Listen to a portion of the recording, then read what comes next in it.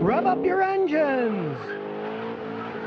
Today I'm going to talk about why you should buy a Lexus. But strangely enough, I'm going to start with why you shouldn't buy a Lexus. And that's because they cost too much money. I'm cheap. I would have never bought one in the past, but I got this one for my wife years ago. One of my customers got it from his father. They were tired of it, and I gave him $3,000 for the car, even though it only had 60,000 miles on it. Yeah, it was like 12 years old, but I don't care. I know these things can last. So when it was new in 2002, it was a $34,000 car. So basically I paid less than 1/10 of the original price for a vehicle that I've had customers, yes, 300s, that had 400,000 miles on it. With 60,000 miles, 80% of its lifespan left. I would never buy a new one regardless of the cost because I think they're ugly. I like the old style front. Those new ones with those giant scowling mouth plastic front ends, I think that's one of the ugliest designs ever. And sure, a lot of cars are all copying now that big scowling front grille. People think, oh, that's popular, that's cool. And they go out and they buy something, they want it to look like that. Me, I think it's ugly. I like the old ones. They're better looking. Face it, you want a big in the front of your car, it just looks stupid. Now the reason I love this Lexus is because, hey, I'm getting older. These things are really comfortable and luxurious. Now this car is 18 years old, but the seats, the leather's still in really good shape. It's amazing. And being a Lexus, things hardly ever break. Now, in the interest of honesty, yes, I put lots of parts on this car, but for a rather odd reason. I use it as a test car to test out brakes, rotors, all kinds of car parts. I tell them, send me stuff for a 2002 ES 300. I'll see if your product's any good. And here's something that I found out that kind of surprised even me. A couple years ago, a company sent me brand new front struts for the suspension. So I put them on this car, and at the time the car was 16 years old with the original struts. And lo and behold, it rode much worse with the brand new struts. Now they weren't original equipment struts, they were aftermarket ones.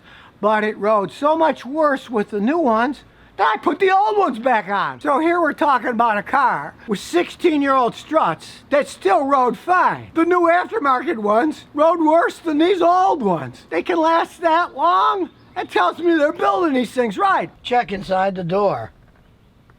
Made in Japan. There's just something about serious Japanese car manufacturers, and motorcycle manufacturers for that matter. They take it seriously. They keep building the car quality. You don't see that with cars that are built in lots of other countries. No, it's not a race car. It's got plenty enough horsepower with a V6. You can cruise all day long. When we drove to Big Bend, the speed limit was like 85 miles an hour. We did 90 the whole way on cruise control. Didn't skip a beat. It's got the proven ASIN transmission. I changed the fluid a couple of times. That's it. Still shifts like a dream. And sure, upgraded the headlights so they look cooler, but that's the advantage of a platform like this. A lot of the parts that are newer style will fit on the older ones, especially aftermarket ones. So you can upgrade it if you want. Hey, I'd rather buy $250 worth of headlights than buy a brand new Lexus for what, $45,000, $50,000 these days, and up. But even though it still kind of looks and runs like a new car, the insurance on it is dirt cheap. It's an 18-year-old car. I gotta pay like $500 a year insurance on this thing. Check out the insurance on a new car. If it gets wrecked or stolen and it's a $60,000 car, they gotta put the $60,000 payout. Don't think your insurance is gonna be cheap on that. They got big giant trunks with lots of space. But really the main selling point is luxury, and they can last so long. Many luxury cars, hey, they fall apart. They want you to buy a new one every 4 or 5 years. These things weren't made that way. Take the engine, it's naturally aspirated, doesn't have a supercharger, doesn't have a turbocharger, isn't GDI high pressure injector. Just a plain old V6 fuel injected engine like in a Corolla or in a Toyota pickups. They're known for reliability. They can last a long time. You don't have to do anything to them but change the oil. I'm a fan of the V6 ones. I'm not really a fan of the big V8 ones. Yeah, they're a bit more luxurious, but as they age, Those engines are more expensive to work on. They're much harder to work on. Give you an idea, you got a V8 engine. In order to change the starter on the later model ones, you got to pull the intake manifold off. You're going to spend over $1,000 changing the starter. I changed the starter out in this thing, I think it took me 15 minutes. Yeah, starters are going to wear out in any car, but guess what? I went to AutoZone and bought the starter. It's been in there for 6 years, works perfectly fine. The advantage of this is a lot of it is just Toyota Camry parts. A lot of them are totally interchangeable, and there's a big aftermarket for them. So you can do what you want without having to spend a fortune at the Lexus dealer on their outrageously overpriced parts. And look, even when they're dirty, I haven't washed this thing in 2 weeks, they still look good. Of course, a lot of that depends on the color that you get in a car.